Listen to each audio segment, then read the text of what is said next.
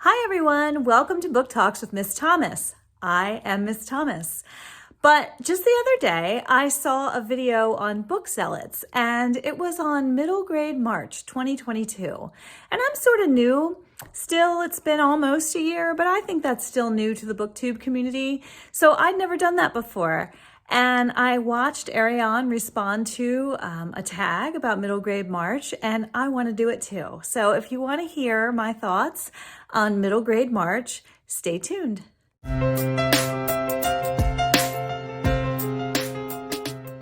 All right, so can I just say, speaking of middle grade March, my son, I have a middle school son, I have a son in college, and I have a middle school son.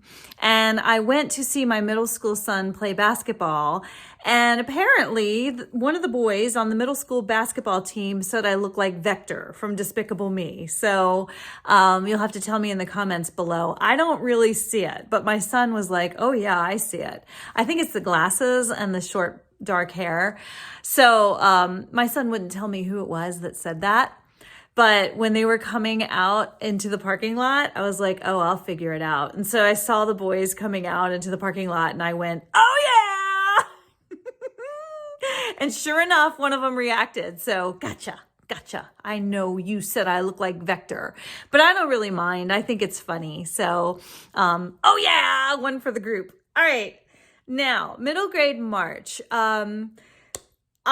If you don't know, I have years of experience teaching middle schoolers. So I've taught middle schoolers. I currently am the reading specialist at high school, but I was a sixth grade reading teacher, and I've taught English to sixth and eighth grade. I didn't teach seventh grade, but I've taught everything 6 through 12 except seventh grade. So I was an English teacher, and now I'm a reading specialist.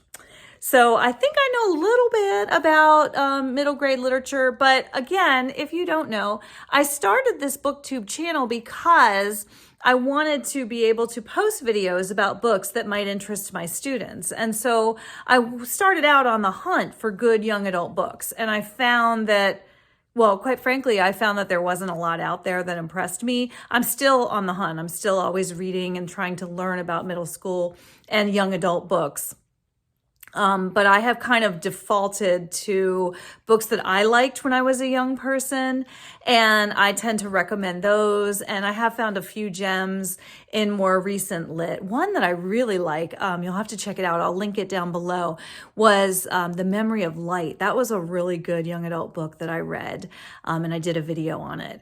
But for the most part, I'm not really too thrilled with the young adult book. So I'm really excited about middle grade March because I'm hoping that it will broaden my horizons and I will learn some more about good books that will appeal to my students.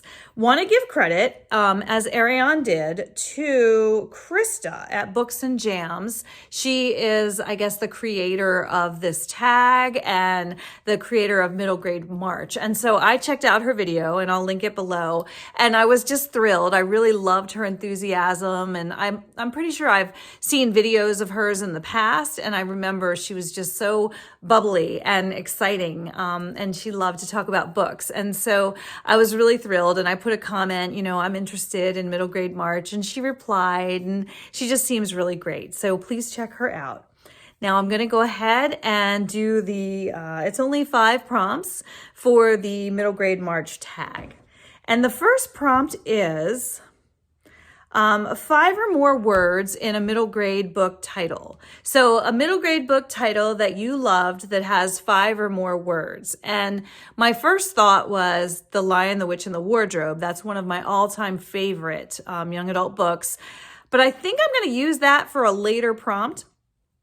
And if that's the case, I don't want to cheat and double up. So I will do Percy Jackson, the Lightning Thief. That's Percy Jackson, the Lightning Thief. Yep, that's 5. And it might even be 6 if it's Percy Jackson and the Lightning Thief, but by Rick Riordan. And fantastic book.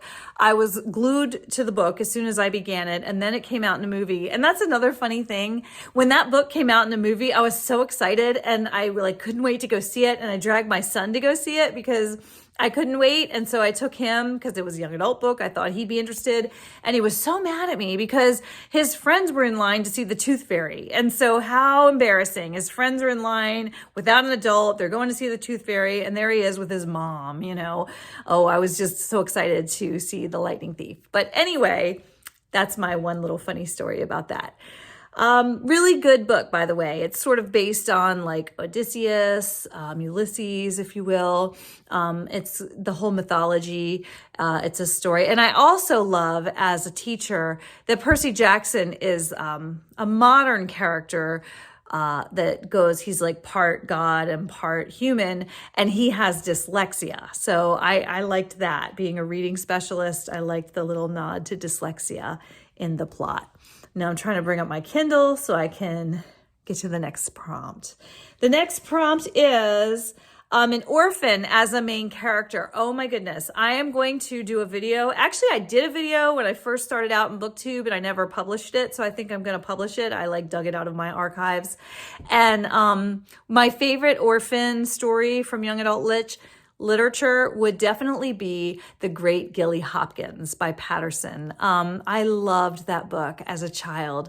So Gilly Hopkins is this foster child that's just a terror.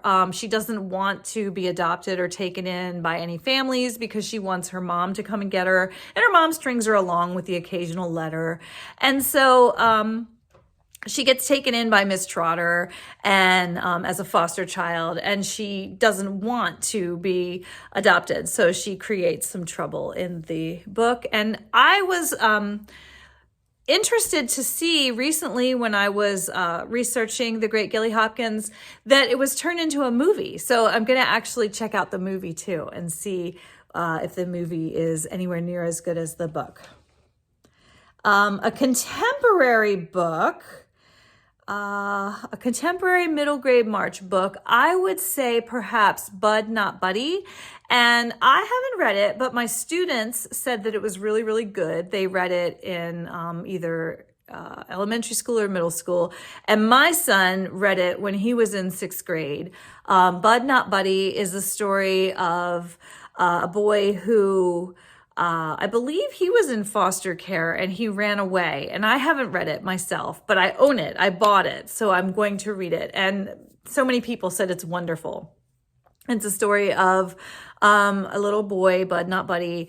And I guess he's like living, I want to say he was in foster care and he ran away. So maybe he's living on the streets. I don't know because I haven't read it. But I know there's I think he is befriended by a jazz musician. And so there's some interesting things about jazz music in the book too. I hope, I'm not sure, but I've heard great things. So Bud Not Buddy is my contemporary choice, and I will read it and tell you what I think. I apologize if I'm misinformed. And set in Asia, a book set in Asia or having an Asian main character. That's easy. Years ago, when I taught 6th grade, I taught Sadako and the Thousand Paper Cranes. And that was a book about a little girl who became very sick because of the H-bomb, the atom bomb during World War II. And so, we learn about her illness and how the illness was caused by the bombing during the war. And all these children make little paper cranes to cheer her up while she's sick. And the story, of course, is told from her point of view. And I taught that book to 6th graders many, many years ago. I don't know if it's still taught to 6th graders, but it was a nice source for teaching about war. It was a nice way to teach. I mean, I don't know that there is a nice way to teach about war, but it was a nice opportunity to teach about war from the perspective of a 6th grade girl. And so the students could relate to that. And then they could also get into some higher level discussions about, the bomb and the effects of the people who were bombed and, how it caused, I believe it was cancer that it caused, and how it affected, some innocent people who were just, I guess, bystanders during the war. And the last one is a book older than you, and that is where I'm going to say The Lion, the Witch, and the Wardrobe, because I remember as a little girl reading that book, and I did double check, and I believe the copyright's around 1950. So C.S. Lewis, Clive Staples Lewis, he wrote that book in order to make the Bible more accessible for his grandchildren. I think specifically his granddaughter, but I'm not 100% sure. But he wrote The Lion, the Witch, and the Wardrobe as an allegory for the Bible. And I just loved that book as a little girl. I had a stuffed lion, and his name was Clive. And, if you haven't read the book, or now they have it in a movie, then you really should, because it's just a wonderful story. And the allegory for the Bible, of course, is fantastic. It's done in a way that's accessible to even the youngest of readers. And again, family movie story. I dragged my husband to that one. And of course, he's always, I'd rather be watching football. But I dragged him to see The Lion, the Witch, and the Wardrobe, the Chronicles of Narnia, when the film first came out. And it was so funny because I remember he's sitting there next to me watching the movie. And halfway through the movie, he turns and he goes, I hope that witch gets it. So he was definitely engaged in the storyline. So it was definitely a good one. If my husband and I both can enjoy it, it's got to have something really powerful. So that's it for the 5 prompts for middle grade March. Please go and check out Krista's channel at Books and Jams. And I can also link Book Zealots when Ariane is talking about middle grade March. And I will also say middle grade March has some other things going on. And one is they're going to be reading a book called Pony, which I am definitely going to read along with them. And there is, going to be, I guess, lots of great videos about young adult fiction and nonfiction. And I'm thrilled to learn about new books. And I have a few books in mind for you as well. Like I said, there's a book I made when I first started out as a booktuber, but I didn't post it for some reason. And I'm going to post it because I'm talking about some books that were interesting to me when I was younger. In particular, that one that I watched today, I was like, I'll post that for March. It's perfect. It was about 3 outcasts from my childhood. So I'm going to post that video, and you can see books featuring outcasts in young adult literature, because that's a thing, that's actually a theme in young adult literature is, alienation. I remember learning in college about young adult literature, and I remember learning that the parent is typically absent or abusive, and that's like an actual thing in young adult literature that I studied in college. And I thought, well, that's not very good. But then most of the books I read, the parent was either absent or abusive. So I guess it contributes to the idea of alienation, no one understands me kind of thing that is sometimes a part of adolescence. So anyway, I'm excited to kick off middle grade March, and I hope you'll join me and read along some interesting books too. I'll talk to you later. Bye.